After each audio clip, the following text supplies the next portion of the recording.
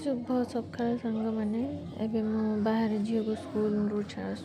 छाड़ी के आसिली घर द्वारा किसी खरका खरकी हैनी एबे खरका खरकी करी घर द्वारा सब नंगरा करके छुआ सब पकाउं जहाँ छुआ थी छोट छुआ से तो हम ही एबे घर द्वारा झाड़ झुड़ी की पोछा लगे देछि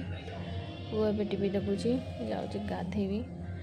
गाधे ठाकुर पूजा करके आसिकी सूजी उपमा बनई माँ पुओ खाइबू रुटी भेंडी भजा क्षीर से खाइले ये माँ पुओ आम खाऊँ मो पुओ ये मत खुआई दूची मामा खाओ माँ पुओ खाऊँ टीवी देखुचु सी मत डाकुला मामा आम सहित खेलू